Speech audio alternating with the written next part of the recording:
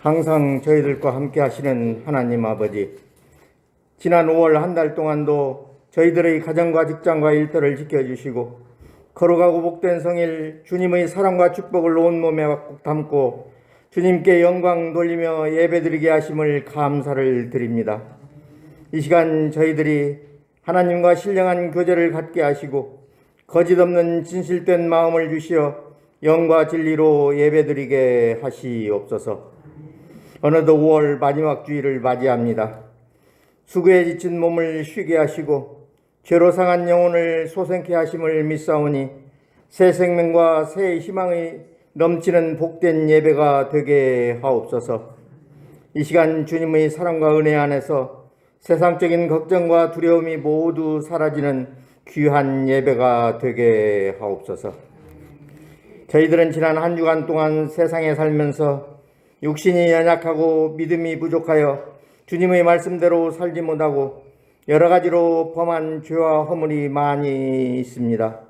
이 시간 저희들의 모든 죄를 주님께 자복하고 회개하오니 주 예수 그리스도의 보혈로 깨끗이 씻어주시고 정결한 마음과 진실한 심령으로 새롭게 하여 주시옵소서.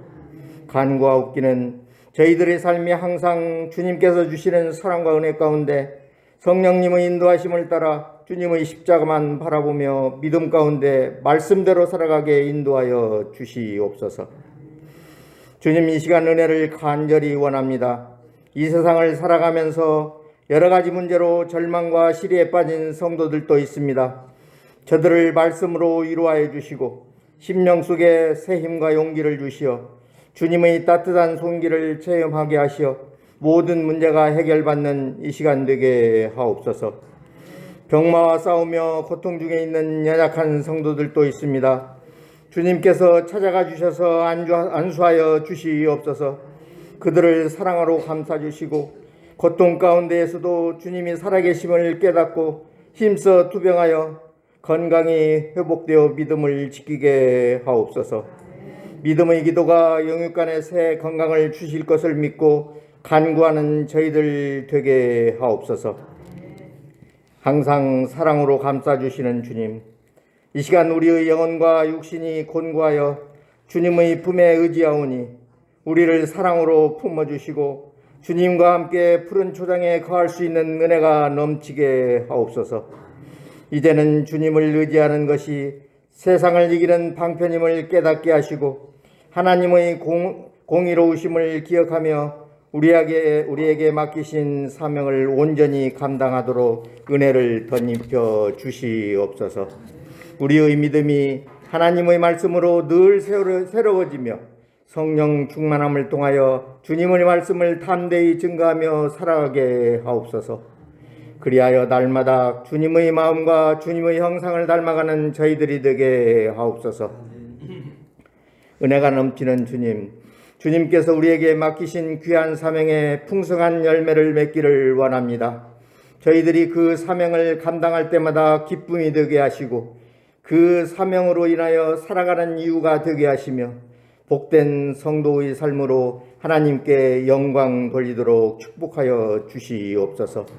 무엇보다 주님의 의로 인하여 이 나라와 이 땅이 복음화될 수 있도록 함께하여 주셔서 오직 하나님의 영광을 드러내는 나라 되게 하옵소서. 이 나라의 민족을 불쌍히 여기사 축복하여 주시고 지켜 주시옵소서. 주님의 은혜로 코로나 사태가 많이 진정되어 가고 있지만 아직도 코로나19 위협 속에 살아가고 있습니다. 하루속히 코로나19가 소멸되어 일상이 온전히 회복될 수 있도록 은혜를 베풀어 주시옵소서.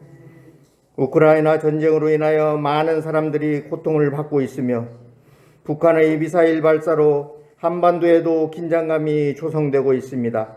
하루속히 전쟁이 멈추게 하시고 코로나19로 인한 경제적인 어려움도 극복해 나갈 수 있도록 은혜를 베풀어 주시옵소서. 이 나라를 고난의 위기에서 건져주시고 온 국민이 하나님을 의지하여 그리스도를 믿음으로 이 시련을 극복할 수 있게 도와주시옵소서. 이 민족을 모든 죄악에서 구원하여 주시어 다시 새롭게 일어설 수 있는 힘과 능력을 주시옵소서. 대통령을 비롯한 정치인 각계각층의 지도자들이 주의 뜻을 깨닫고 실행할 수 있는 지혜와 힘을 주시며 그들의 마음에 진리와 정의로 충만케 하셔서 하나님을 경외하는 가운데 백성을 위해 봉사할 소명감을 항상 지니게 하옵소서. 이번 주에 실시되는 지방선거에서도 이 나라 이 민족을 바로 세울 수 있는 일꾼들이 선출되게 하옵소서. 저희들을 위하여 불철주야 기도하시며 애쓰시는 최은호 목사님, 성령의 능력으로 붙들어 주셔서 저희들을 푸른 불밭에 누이시며 쉴만한 물가로 인도하시기에 부족함이 없도록 순풍으로 이끌어 주시기를 원합니다. 오늘 또 저희들의 굳은 심령, 메마른 심령을 새롭게 변화시켜 열매 맺는 삶으로 이끄시기 위하여 말씀을 들고 탄 위에 서셨사오니 성령님께서 그 입술을 주장하여 주시고 신령한 능력과 성령으로 충만케 하시어 말씀을 통하여 주의 영광이 드러나게 하시고 은혜로운 이 시간 되게 인도하여 주시옵소서. 예배를 돕는 손길들도 성령으로 항상 붙들어 주시고 몸을 들여 충성할 때마다 기쁨으로 충만해질 수 있도록 그 심령을 주장하여 주시옵소서. 성령님께서 이 예배 가운데 임재하셔서 이 예배를 친히 인도하여 주시기를 간절히 원하오며 거룩하신 예수님의 이름으로 기도드리옵나이다. 아멘.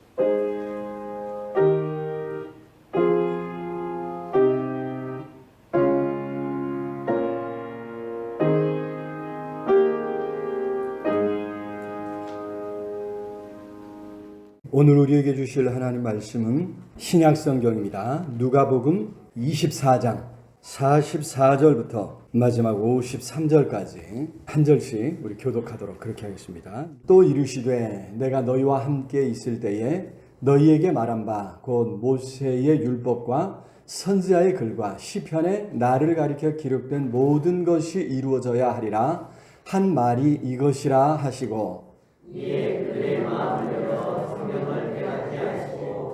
또 이르시되 이같이 그리스도가 고난을 받고 제3일에 죽은 자 가운데서 살아날 것과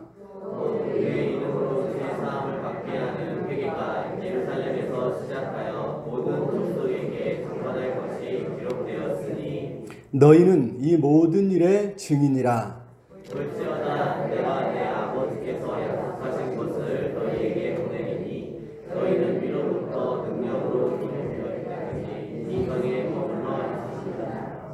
예수께서 그들을 데리고 베다니 앞까지 나가사 손을 들어 그들에게 축복하시더니 그들이 그에게 경배하고 큰 기쁨으로 예루살렘에 돌아가 아멘. 이 시간 할렐루야 찬양돼서 하나님 앞에 찬양으로 영광 돌리겠습니다.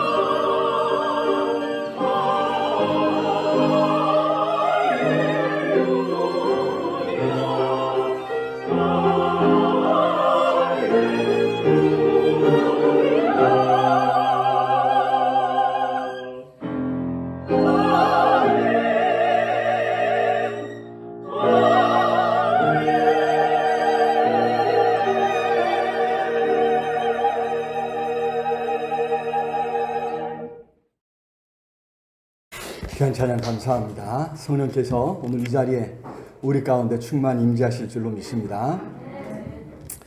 오늘은 이제 부활절 7번째 주일이죠. 바로 다음 주가 이제 성령 강림 주일이 되겠습니다. 성령께서 우리 가운데 임재하심으로 교회가 시작되고 우리 안에 놀라운 하나님의 구원의 역사가 일어난 그런 날이죠. 생각나실지 모르겠는데 예수께서 이제 부활하신지 다시 살아나신지 40일째 되는 날에 이제 승천하시죠. 하늘나라에 올라가시고 그로부터 이제 10일 동안 성도들이 간절히 예루살렘에 모여서 기도하고 있을 때 오순절에 오순이라고 하는 게 이제 50이죠. 50일째 되는 날에 성령님께서 강림하셔서 충만케 하시고 놀라운 구원의 새 역사를 이루어 주신 줄로 믿습니다. 자, 그래서 이제 오늘은 이제 바로 전주가 되는데 40일이니까 계산을 해보면 10일 전이니까 다음 주면 7일밖에 안 남았죠. 그러니까 10일이면 엊그제 목요일이 바로 이제 예수님이 승천하신 승천일이 되겠습니다. 목요일, 지난주 목요일인데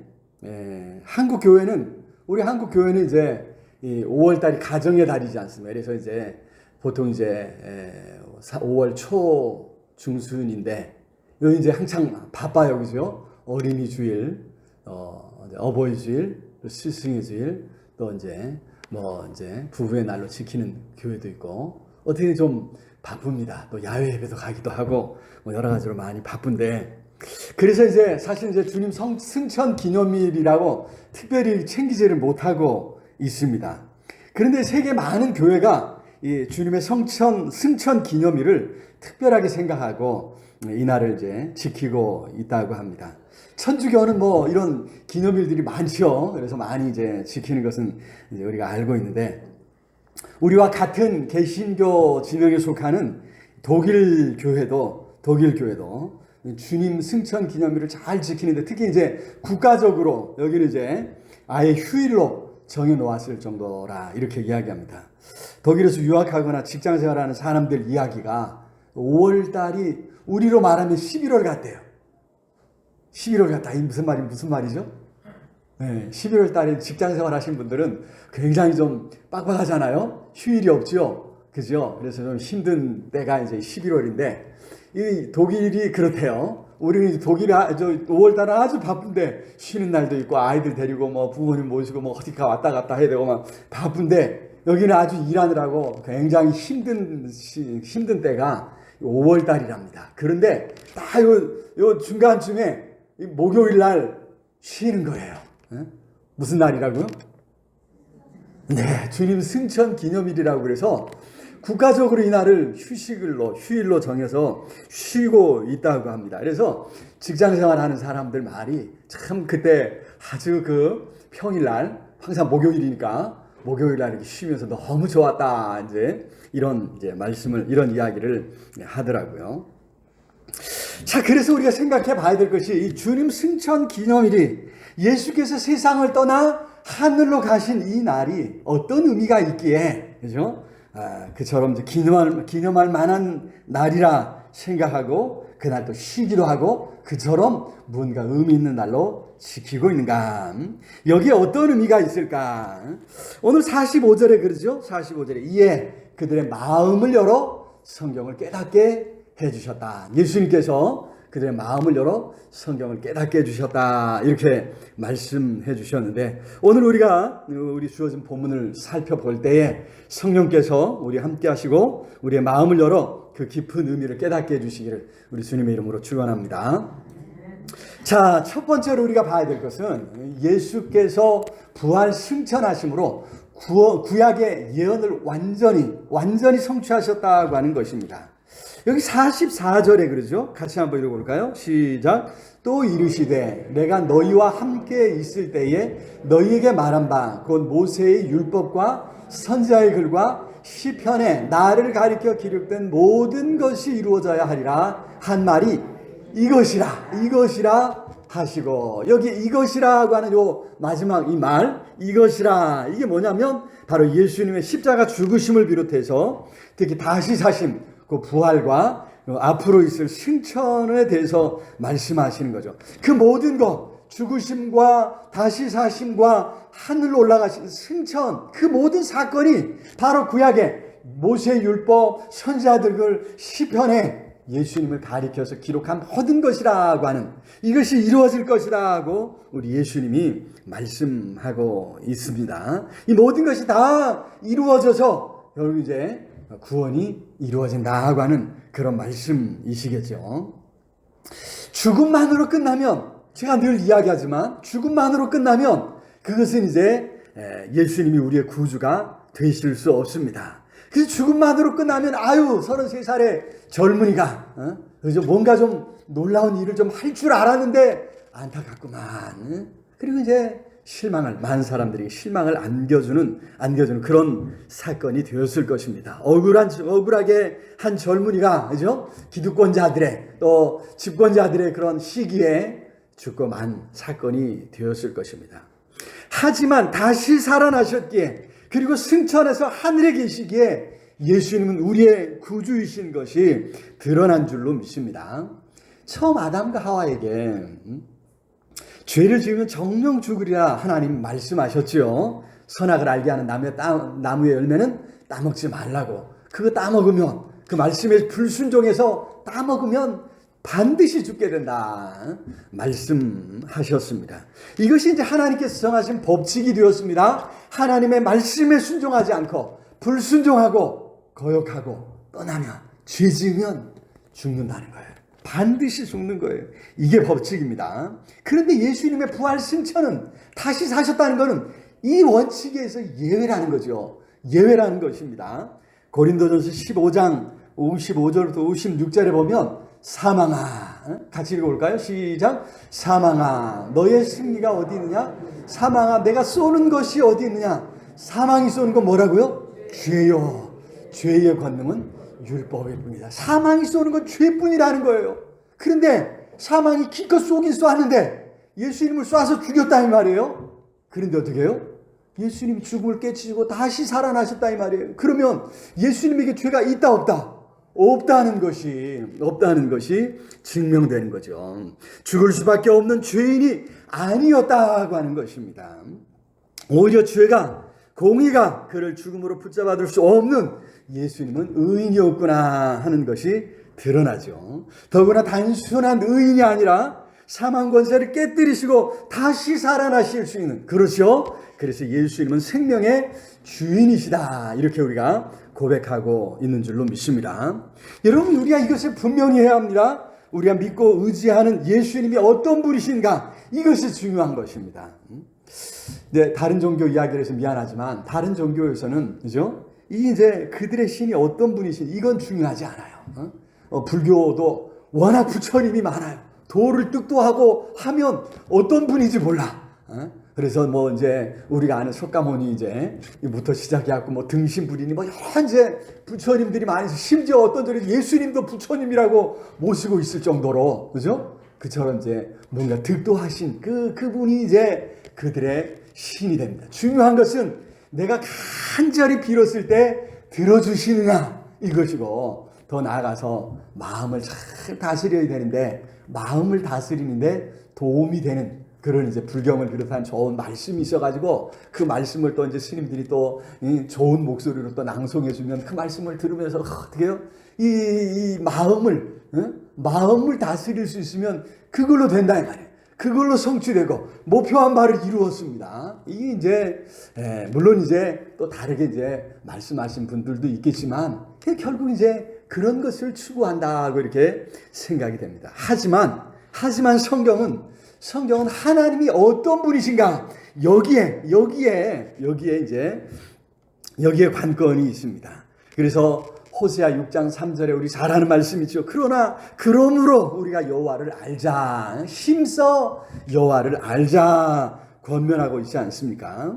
하나님이 어떤 분이신지 거기에 우리 종교의 생명이 달려있다는 것입니다. 거기에 우리의 미래가 달려있고 거기에 우리의 생명이 달려있다고 하는 사실을 우리가 기억하면서 예수님이 어떤 분이신가 알기 위해 힘써야 될 줄로 믿습니다. 여기 예수님은 구약이 예언하셨고 그 예언을 성취하신 분으로 우리에게 말씀해주고 있습니다.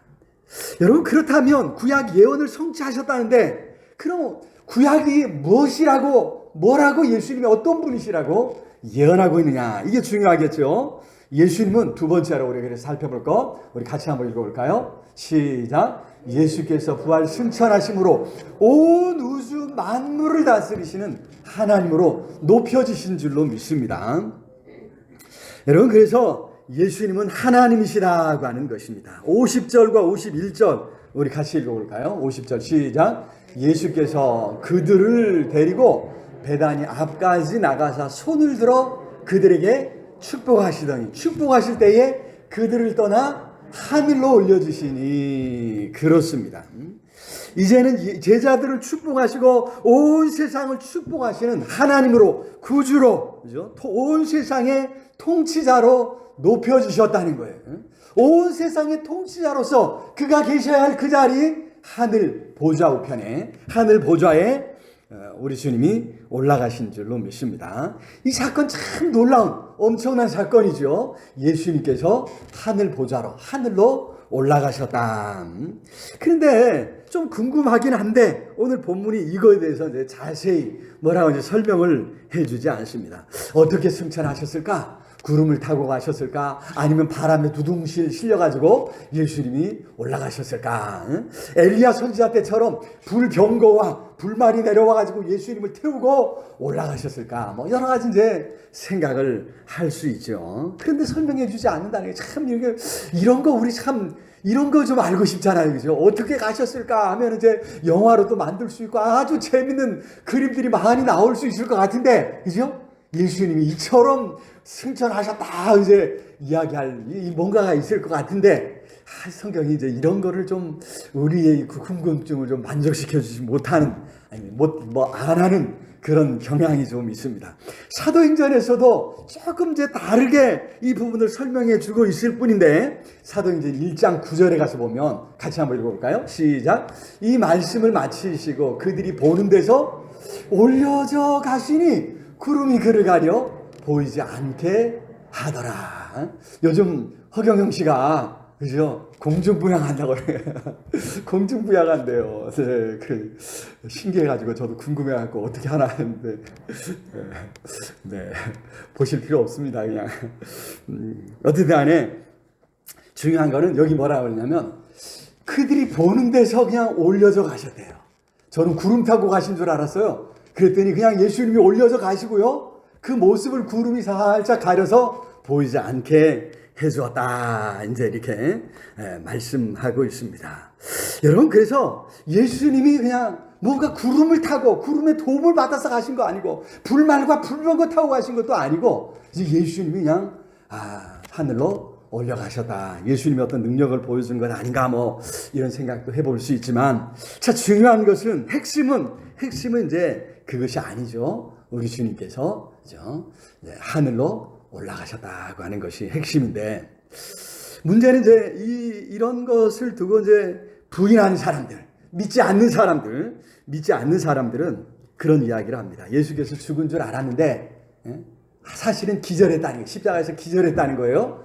기절을 해가지고 이제 무덤에 서늘한 곳에 이렇게 딱 놔뒀더니 정신이 깨어나가지고 나왔어요. 그랬더니 이제 로마 군병들이 놀래갖고 놀래 자빠져가지고 도망가 버리고 예수님이 이제 제자들을 찾아다니면서 어떻게든 이제 좀 기운을 회복하려고 애를 썼는데 그때 이제 십자가에서 피를 너무 많이 흘려가지고 도저히 안 되니까 이제 감난산, 올리브산이죠. 올리브 나무가 많이 있어서 거기에 더구나 이제 구름이 이렇게 자욱하게 낀대요. 자주 구름이 자욱하게 끼는 어느 날 제자들 앞에서 이렇게 이제 가는 것처럼 이제 다 이렇게 축복해주고 눈 감고 이렇게 기도할 때 예수님이 구름 속으로 싹 도망가셨다. 이제 그래서 쓸쓸하게 혼자 죽음을 맞으셨다. 뭐 이런 이제 소설 아닌 소설을 쓰는 이런 사람들이 있습니다. 그런데 여러분 이스라엘에 가보면 알지만 이 이스라엘이 서구 예루살렘 바로 성전산 바로 건너편이거든요. 이 올리브산이 예루살렘 성전보다 약간 높아요. 한 80m 정도 더 높은 그래서 약간 거기 있으면 예루살렘 성전이 이렇게 내려다 보여요. 보이기 때문에 그 장소가 아주 유명한 관광지가 되고 있습니다만은 뭐 이스라엘의 이 산들이라는 게 나무가 우거지고 뭐 이런 게 아니에요. 올리브산 지금도 남아 있는 그 언덕백이 그 밑에 부분에 지금은 워낙 뭐 예루살렘 근방이 굉장히 사람들도 많이 살고 이 올리브산 쪽은 더구나 공동묘지 예루살렘 성전 곁에서 내가 세상을 떠나고 천국 가면 좋겠다. 예수님 부활하시면 그것에서 예수님 맞이하겠다. 이런 소망을 가지고 와서 거기서 죽는 사람이 많아가지고요. 올리브산이 거의 다 공동묘지화 됐어요. 그래가지고 지금은 거의 남아있지 않고요. 그래서 우리 교회 부지 정도 한 200평 정도 되나 제가 다 제대로 한번 가서 보았을 뿐이라서 다 봤는지는 모르겠지만 어쨌든 그 정도 올리브 나무 한 50그루 정도 있나 뭐 이 정도 50그루도 안 되죠. 몇 그루 있는 그런 곳은 올리브산이래. 그게 그만큼 남아 있어요. 예수님 계실 때는 뭐 얼마큼 나무가 있었는지 모르지만 아마 이스라엘 자체가 그렇게 그 산 꼭대기까지 나무가 많이 자랄 수 있는 그런 환경이 아니라고 하는 것을 생각해 보면 더구나 더운 그 나라에서 구름이 끼고 뭐 이런 게 아니거든요.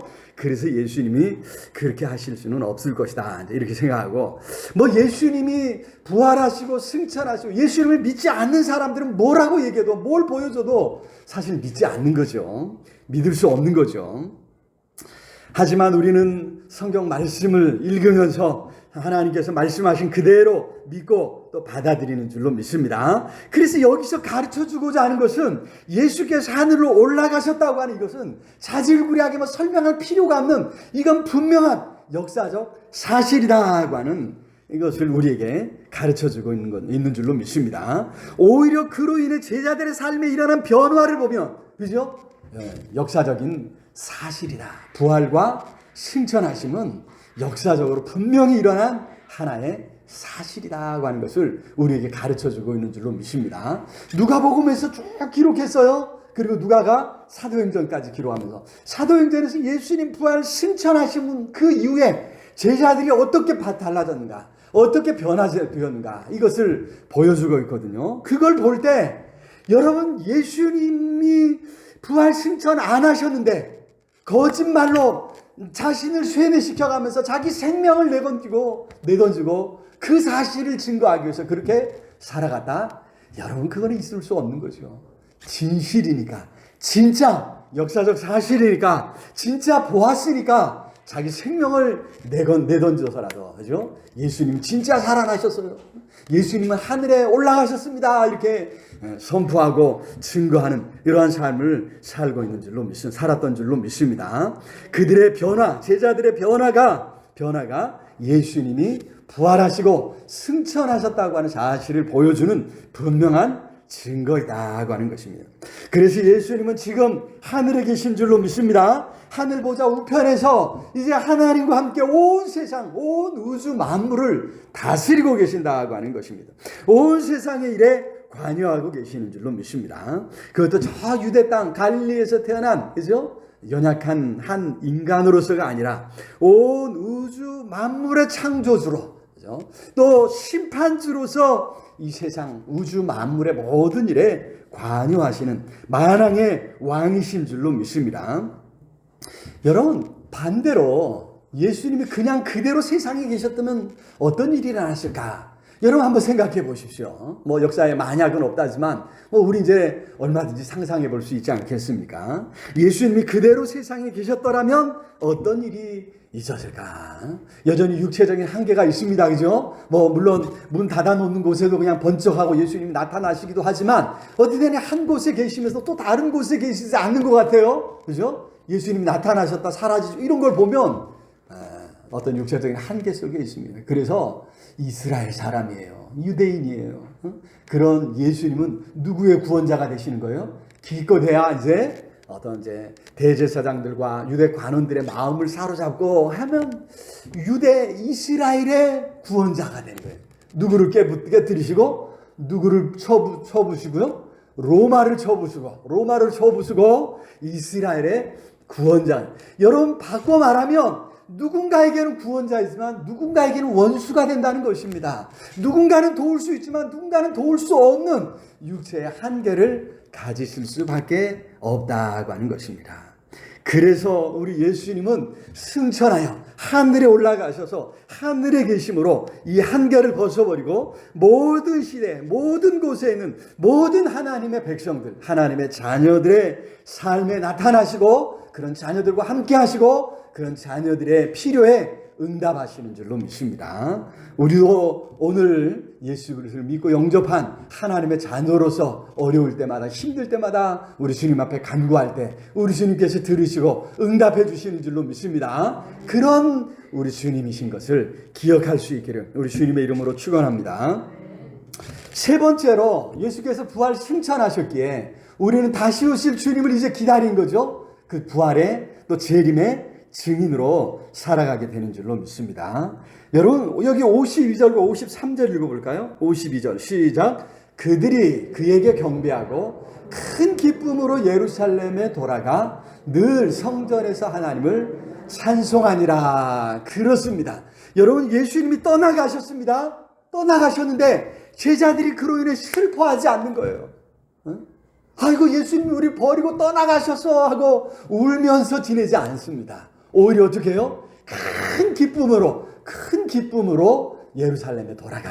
예루살렘에 그죠? 대적들이 기다리고 있는 그죠? 미우에서 죽이려고 하는 그런 유대의 권력자들이 기다리고 있는 예루살렘으로 돌아가. 그곳을 늘 하나님 앞에 모여서 기도하면서 그죠? 하나님을 찬송하며 살아가더라. 사도행전에서 본 것처럼 하나님 앞에 간절히 기도하는 가운데 아버지께서 약속하신 거 그죠? 44절에서 예수님이 이미 말씀하신 것처럼 성령의 오심을 기다리는 이런 제자들의 모습을 우리가 볼 수 있습니다. 떠나가셨는데도 그렇게 했다는 거예요. 떠나가셨음에도 그죠? 여러분 만약 떠나신 것으로 끝이라고 한다면 그죠? 어떻게 되겠습니까? 이런 기쁨이 있겠습니까? 다시 만날 약속이 있기에 희망이 있는 거죠. 다시 만날 약속이 있기에 거기에 설렘이 있고 거기에 기쁨이 있는 것 아니겠습니까? 그렇습니다. 예수께서는 그렇게 다시 오실 것이라 약속하셨습니다. 사도행전 1장 11절 우리 같이 한번 읽어볼까요? 사도행전 1장 11절 이르되 갈릴리 사람들아 어찌하여 서서 하늘을 쳐다보느냐 너희 가운데서 하늘로 올려주신 이 예수는 하늘로 가심을 본 그대로 오시리라 하였느니라. 그렇습니다. 예수님은 하늘로 가심을 본 그대로 다시 오실 것입니다. 여기 하늘로 가심을 본 그대로 이 말은 육체를 입은 몸으로 모든 사람이 다 볼 수 있도록 그렇게 오신다고 하는 말씀인 줄로 믿습니다. 문제는 이제 신천지를 비롯한 이제 이단들이 이 말씀을 이제 해석을 하면서 육체적인 재림을 부인합니다. 육체의 재림을 부인하고요. 영적 임재를 말합니다. 예수 그리스도의 영이 이만희한테 임했다는 거예요. 또 앞서간 그 순교자들의 영, 특히 이제 구약의 12지파 그리고 예수님 12제자의 그 영이요. 그 신천지 24명인가 12명이죠. 12명 그 지파장들에게 임했다는 거예요. 그 순교자들의 영이 그 14만 4천 이제 뭐 넘었어요, 지금. 넘었다고 이제 지금 보고 있는데, 그 30만이 채워지지 않을까, 뭐 이렇게 이제 걱정스러운 상황인데, 여러분, 그 순교자들의 영이 그 신천지 교인들에게 임했다. 그래서 부활이, 재림이 끝났다. 이제 이렇게 이야기를 이제 하고 있습니다. 여러분, 오늘 성경은 그것에 대해서 전혀 동의하지 않고 있다고 하는 사실입니다.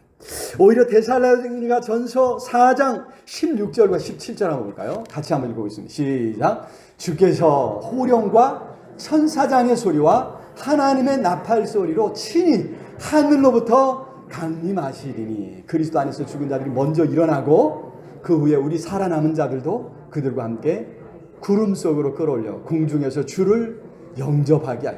여러분, 재림은 이렇게 일어나는 거예요. 어느 날 예수님이 도둑처럼 실거머니 임해가지고 이만희를 사로잡고 12지파장을 사로잡고 신천지 교인을 사로잡아서 난지 누군지 모르는 이런 삶을 살게 하시는 게 아니라는 거예요. 여전히 이 땅 위에서 그렇게 고생하며 살도록 내버려 두지 않고 공중으로 끌어올려 공중에서 주를 영접하며 하나님 나라를 이루신다. 분명히 약속해 주신 줄로 믿습니다. 여러분, 예수께서 그렇게 다시 오실 것이라 약속하셨기에 이제 그의 제자들, 그의 성도들은 다시 오심을 기다리면서 그렇게 다시 오실 것이라고 증거하는 증인으로 살아가게 된 줄로 믿습니다.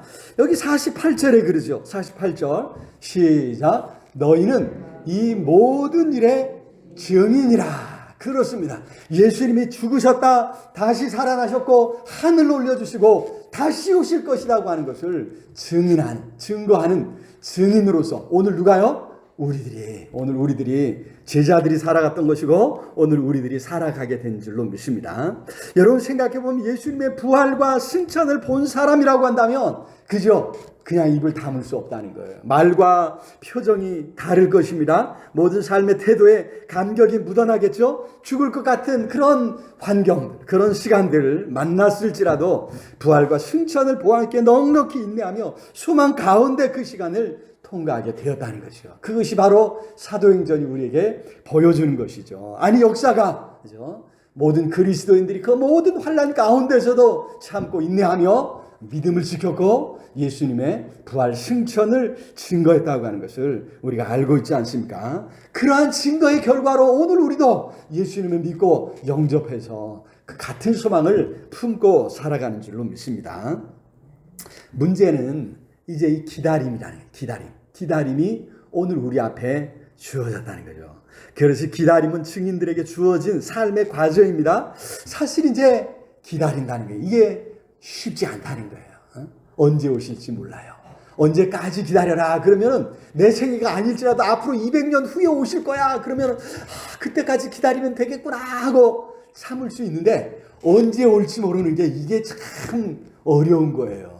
지내놓고 하면 아이고 하루만 더 참을 걸 그럴 때가 많은 거예요. 그 하루 못 참고 그냥 뒤집어졌는데 그죠? 지내놓고 보면 그래서 이게 참 어려운 거거든요. 이 기다림이라고 하는 거 이것이 오늘 우리 성도들에게 주어진 인생의 과제입니다. 때로는 지칠 수밖에 없는 일이죠. 기다릴 가치가 없다면 더 쉽게 지치고 말 것입니다. 여러분 그래서 여기 필요한 것이 성령의 도움이 필요한 거죠. 우리 주님은 기다림에 지치지 않도록 성령을 보내주겠다 약속해 주신 줄로 믿습니다. 49절 우리 읽어보겠습니다. 49절 시작. 볼지어다 내가 내 아버지께서 약속하신 것을 너희에게 보내리니 너희는 위로부터 능력으로 입혀질 때까지 이 성에 머물라 하시니라. 그래서 위로부터 능력으로 입혀질 때까지 바로 성령께서 오셔서 그들을 사로잡고 그들을 새롭게 하실 때까지 기다리라 당부하셨고 그 말씀대로 이제 오순절에 성령께서 그죠? 제자들 가운데 오셔서 이제 새로운 역사를 구원의 새 역사를 이루신 줄로 믿습니다.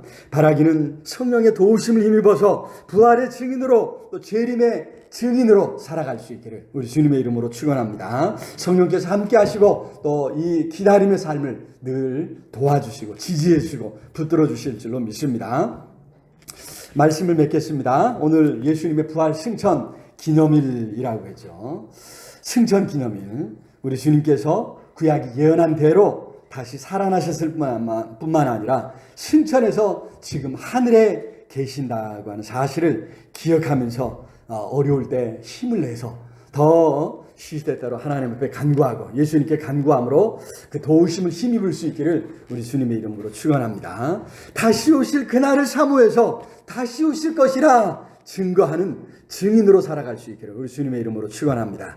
성령께서 약속하신 대로 그 삶에 함께 하시고 은혜로 갚아주실 줄로 믿습니다. 우리 말씀을 생각하면서 우리 간절히 통성으로 기도했으면 좋겠습니다. 끝까지 참고 인내하며 기다림으로 우리 주님 다시 오심을 경험하며 주님 다시 오실 그날의 영광 가운데 우리도 주님을 맞이할 수 있도록 우리 주님 큰 은혜 능력으로 함께해 주옵소서. 우리가 기다리며 살아갈 때 성령 하나님 우리를 붙들어 주시고 예수님을 증거하는 삶이 되게 해 주옵소서. 무엇보다도 오늘도 온 우주 만물을 다스리신 주님의 그 손길을 기억합니다. 하나님 우리의 어렵고 뜻대로 되지 않은 답답한 현실을 긍휼히 여겨주시고 도와주옵소서. 변화시켜 달라고 우리 간절히 우리 하나님 앞에 통성으로 기도하겠습니다. 사랑의 주님 참으로 감사합니다. 어찌 이처럼 사랑하셔서 우리를 구원하시고 우리 주님 다시 오실 그날을 기다리며 살아갈 수 있도록 은혜 주신 것 축복하신 것 참으로 감사합니다. 끝까지 참고 인내하며 믿음을 지켜갈 때에 아니 예수 그리스도의 다시 오심을 증거할 때에 주님 성령으로 함께 하시고 도와주시옵소서. 오늘도 저 천국에서 하늘에서 이 땅을 바라보시며 온 우주 만물을 다스리시는 주님 우리의 삶을 주관해 주옵소서. 다스려 주옵소서. 깨어주고 부서지고 망가진 우리의 삶을 고쳐주시옵소서. 성령으로 함께해 주셔서 우리 삶 답답한 우리의 삶을 고쳐주시고 새롭게 주옵시기를 주여 간절히 아버지 아시지 않습니까? 불쌍히 여겨주옵소서. 성령으로 함께해 주옵소서. 충만케 해주옵시기를 주님 간절히 소원합니다. 이제는 부활이요 생명 되신 예수 그리스도의 은혜와 사랑하는 독생자를 포기하시면서까지 우리를 사랑하시고 자녀 삼아주신 아버지 하나님의 크고 놀라운 사랑과 다시 오실 그날까지 우리와 함께 하시고 붙들어 주시는 성령 하나님의 인도 교제에 충만케 하심이 오늘도 주의 은혜를 사모하며 나아가는 우리 온 성도들 머리 위에 흩어져 살아가는 가족들 위에 이 나라의 민족 위에 전 세계 방방곡곡에서 환난 가운데 하나님을 찾는 모든 하나님의 사람들 위에 이제로 영원토록 함께 있을지어다. 아멘.